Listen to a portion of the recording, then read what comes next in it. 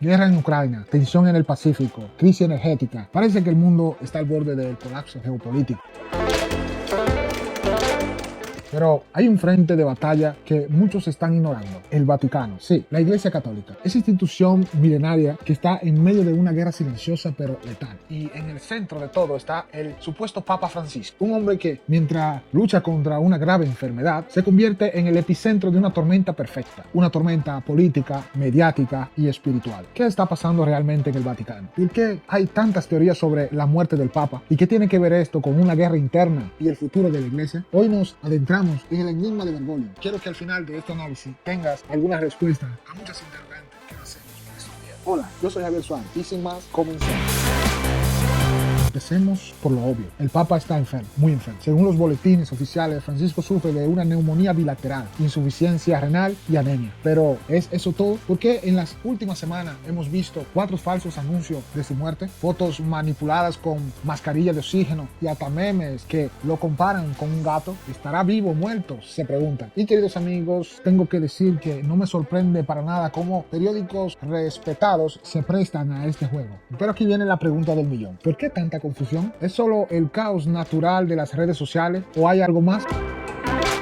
El experto periodista Andrea Chonchi, que indaga sobre el Vaticano, lo tiene claro. Esto es una guerra de narrativa y el Vaticano está jugando sus cartas. Por otro lado, los medios mainstream insisten en que el Papa está estable, que trabaja desde su cama y hasta bromea con los médicos. Pero por otro lado, las redes sociales están repletas de teoría conspirativa. ¿Quién tendrá la razón y por qué nadie parece saber la verdad? Y es que, amigos, en los últimos días sucedió algo que puede dar claridad en esta guerra mediática. Y una posible respuesta, amigos míos, está en el siguiente tema, mejor dicho, el audio fake de Bergoglio. El audio fantasma, una trampa para los críticos.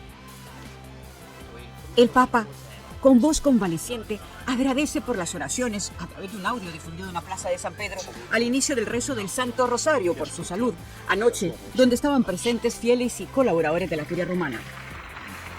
Agradezco de todo corazón las oraciones que hacen por mi salud en la plaza. Los acompaño acá.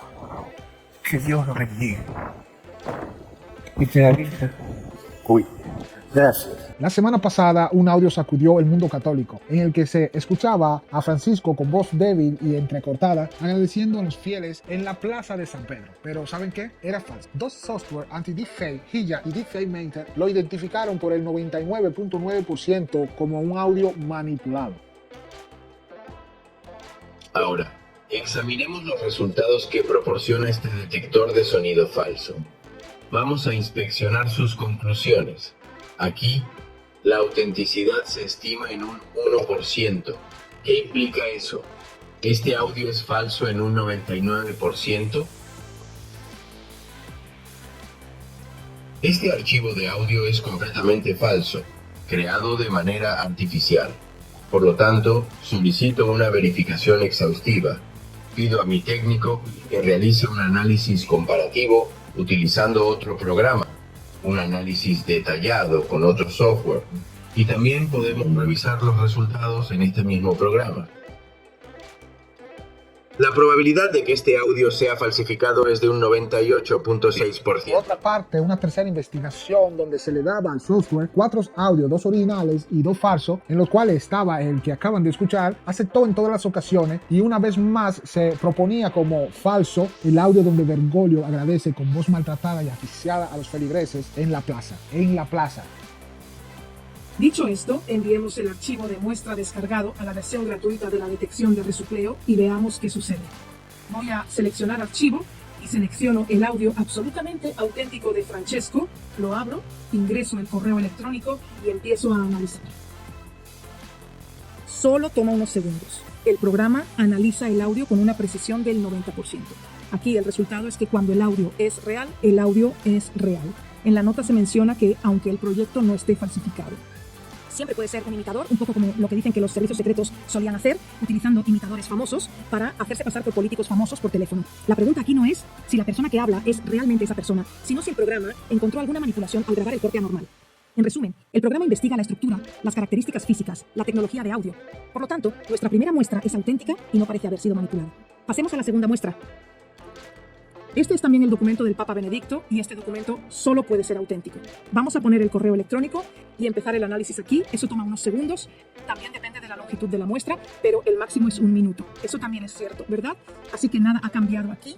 En este punto vamos a elegir la muestra definitivamente falsa de Vacaciones Profundas. La descargué de YouTube, como todos los demás. La abro, la inserto. El correo electrónico, y estoy aquí para empezar a analizar que debemos esperar una buena falsificación. De hecho, el audio es definitivamente falso. Sin esperanza es falso, admite que es falso y no hay nada que hacer al respecto. Aquí está la prueba del día 9. Vamos a elegir el archivo de Francesco. Saludos a la multitud en la Plaza de San Pedro. Vamos a abrir, a ingresar correos, a analizar. ¿Qué saldrá? ¿De verdad? ¿Falso? ¿Falso? ¿De verdad? Oh, caballeros. El resultado es falso, falso. Según este software especializado, el audio del saludo de Géminis en la Plaza del Papa Francisco es un 90% falso. Esta última investigación arrojó un dato más, y es que en el audio, que ya sabemos que es falso, hay también un italianismo. Para entender esta frase para un individuo de lengua madre española como Bergoglio, lo más correcto sería decir en la plaza y no desde la plaza. La confusión podría surgir de la idea de que desde indica un punto de partida o una ubicación inicial. Por ejemplo, se puede decir los fieles que oran desde la plaza, punto inicial, hasta la iglesia, punto final. Lo que no es el caso que estamos tratando aquí. En este contexto, en la plaza es la forma más correcta para indicar que las oraciones se realizan en ese preciso lugar. Pero aquí viene lo más interesante. ¿Por qué alguien difundiría un audio falso tan obvio? ¿Para qué? Queridos amigos, no cabe duda de que es una trampa, otro movimiento en la guerra mediática y del control mental. Según Chonchi, el objetivo no era engañar a la gente, sino crear una cortina de humo al difundir una fake tan evidente. Los estrategas del Vaticano querían que los desenmascaráramos. ¿Para qué? Para que en el futuro cualquier crítica a Francisco sea tachada de complotismo. Para entender, si después de publicar este audio Bergoglio se deja ver, los estrategas moverían la ficha, estamos indignados, y tacharían a todos los que han pensado que Bergoglio estaba muerto de conspiradores, complotistas y etc. En otras palabras, están criminalizando a los críticos, y eso nos lleva al siguiente punto. El manual del modernismo, la estrategia para la narrativa. El Vaticano no está improvisando. Detrás de todo esto hay un plan bien orquestado y lo hemos resumido en 3 estrategias clave. Marketingización.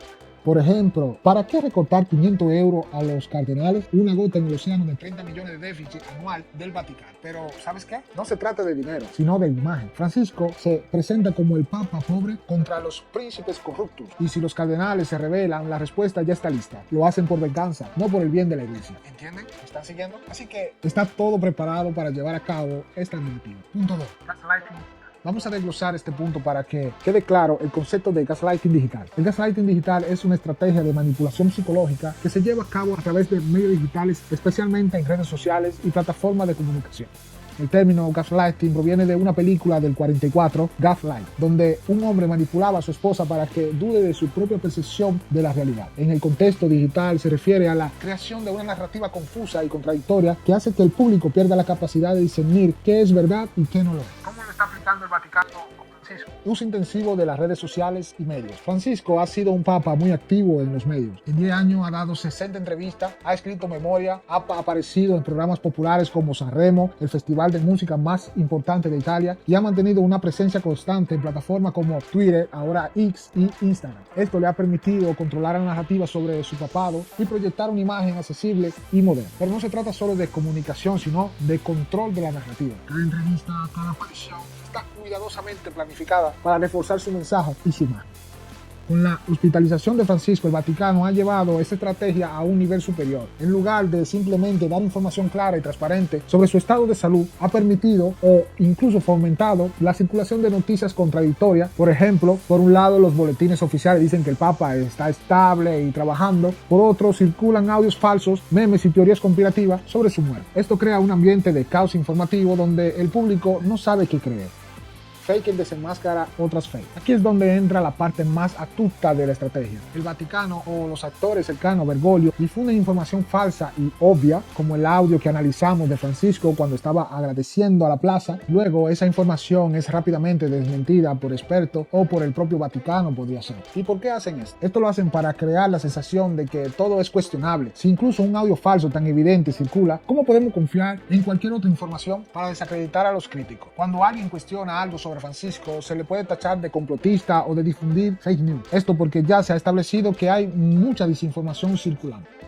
El resultado, la verdad se vuelve inalcanzable. Al final el público, bombardeado por noticias contradictorias y desinformación, se rinde. La gente empieza a pensar, ¿para qué intentar entender qué está pasando? Nunca sabré la verdad. Esto beneficia al Vaticano porque le permite controlar la narrativa sin oposición. Por ejemplo, si alguien critica a Francisco por su manejo de la iglesia, se le puede acusar de estar difundiendo teorías conspirativas, porque ya se ha establecido que hay mucha desinformación en circulación. Si alguien cuestiona la versión oficial sobre la salud, se le puede decir, ¿en serio vas a creer eso? ¿No ves que hay muchos audios falsos por todos lados? ¿Me entienden? ¿Por qué es efectivo esto? El gaslighting digital funciona porque explota la fatiga informativa en un mundo donde recibimos miles de estímulos diarios. La gente prefiere rendirse antes que intentar discernir la verdad. Y cuando la verdad parece inalcanzable, es más fácil aceptar la narrativa oficial, aunque sea incompleta o manipulada. En resumen, queridos amigos, el gaslighting digital es una estrategia poderosa para controlar la percepción pública, desacreditar a los críticos y mantener el poder en medio del caos. Y en el caso del Vaticano esto parece funcionar, ya que aquí la cuestión prioritaria no es si Francisco está vivo o está muerto, sino, ¿es Bergoglio un papa legítimo? Hay una causa depositada en el Vaticano para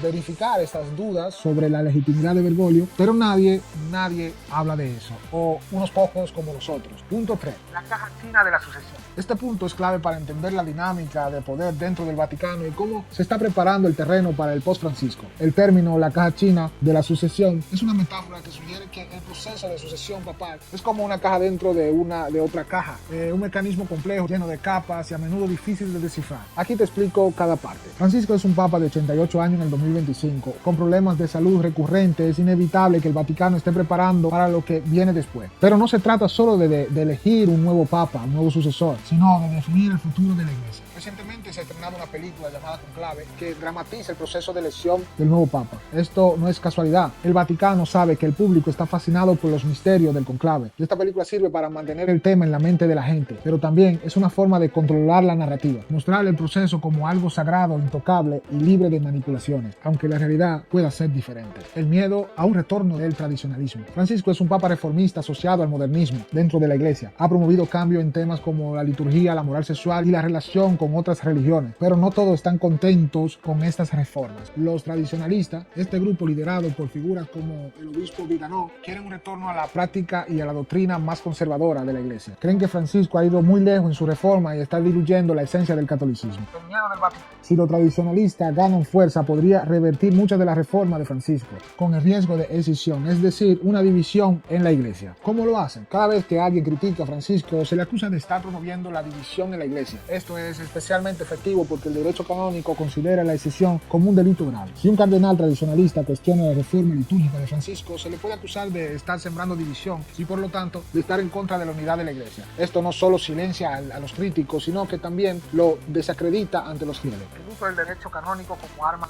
yo diría conveniencia. El derecho canónico es una herramienta poderosa en manos del Vaticano. Se puede usar para justificar decisiones, silenciar disidentes y mantener el control. En este caso se está utilizando para proteger el legado de Francisco y asegurar que su sucesión siga una línea reformista. Por otra parte, están pensando de modificar algunas de sus partes, sobre todo el artículo 332, donde se habla de la renuncia al Papa. Y es que para Bergoglio este artículo es un auténtico jaque mate. Si quieres saber más sobre esto, te invitaré a ver el video que dejaré en el comentario fijado. Pero, ¿qué significa todo esto? El Vaticano está jugando un juego de ajedrez muy cuidadoso. Punto 1. Preparar el terreno para Francisco. Están reorganizando las figuras clave como el decano de los cardenales y controlando la narrativa a través de películas y medios de comunicación social. Punto 2. Evitar un retorno del tradicionalismo, asociando toda crítica a Francisco con el riesgo de escisión. Están silenciando a los opositores y asegurando que el próximo papa siga la misma línea reformista, modernista, gnosticista, masonística.